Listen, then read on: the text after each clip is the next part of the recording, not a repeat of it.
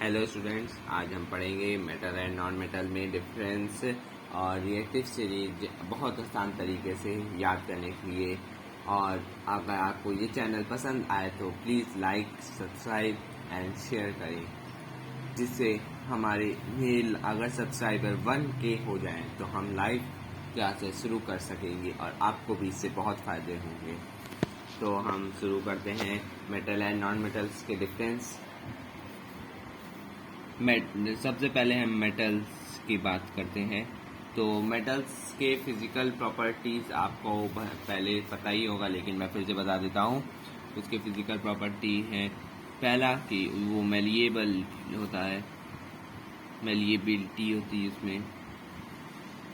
Malleability आप जानते होंगे, ये जो थिन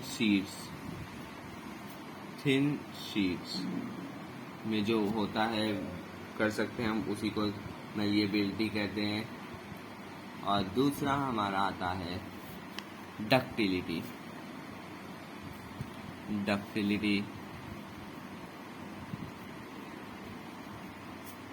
ये हमारा थिन वायर में हम इसे कर सकते हैं, लेकिन इसे थिन वायर में हम इसे कन्वर्ट कर सकते हैं बीट करके। और हमारा तीसरा आता है सोनोरस। और आप जानते हैं कि मेटल गुड कंडक्टर होता है। Metal are good conductor of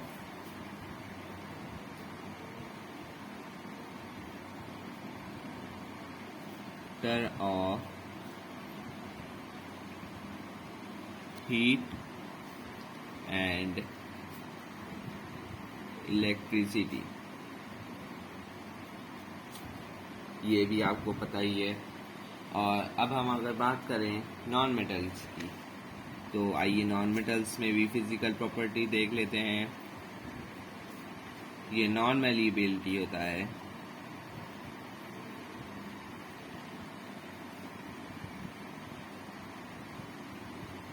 non ductile और डक्टाइल रहता है, नॉन सोनोरस होता है, और it is non-metals are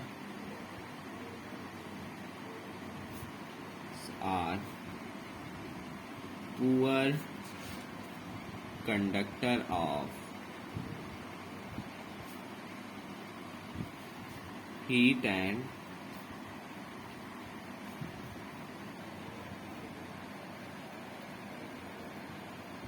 electricity।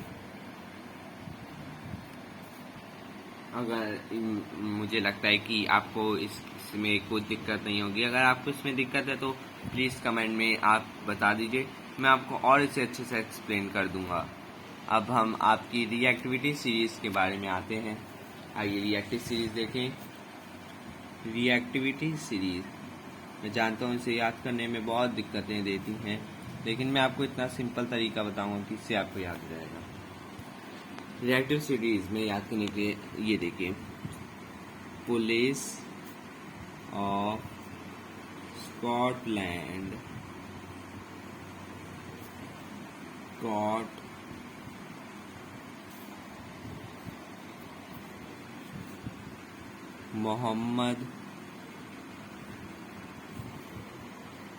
Mohammad Ali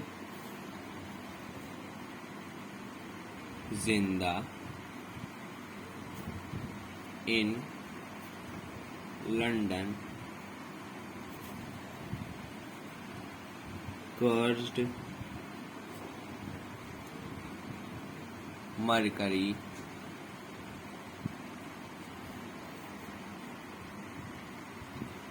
silver and gold। ये आपको समझ में आ गया होगा। अगर नहीं आया होगा तो मैं भी बताऊंगा इन सब के फुल फॉर्म कैसे मैंने किया है। Police of Scotland caught Mohammed Ali जिंदा in London, cursed mercury, silver and gold. अगर आप ये याद कर लेंगे तो आपको इस रिएक्टिविटी सीरीज याद करने की सबसे बहुत सरल तरीका है। आइए हम देखें। पीस आपको पता है हो गया आपका, पी से के मतलब पोटेशियम, फिर आता है हमारा S मतलब Na मतलब सोडियम।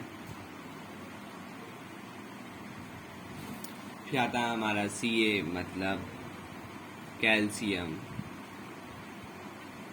फिर हमारा आता है M मतलब Mg, आपको याद रखना है, ये होता है मैग्नीशियम।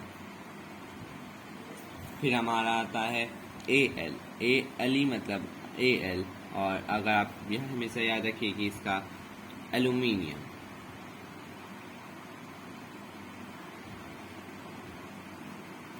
आप ये सब मत भूलिएगा। उसके बाद हमारा आता है जिंदा मतलब Zn, इसको हम लिखते हैं जिंक। फिर हमारा आता है I मतलब Fe मतलब आयरन।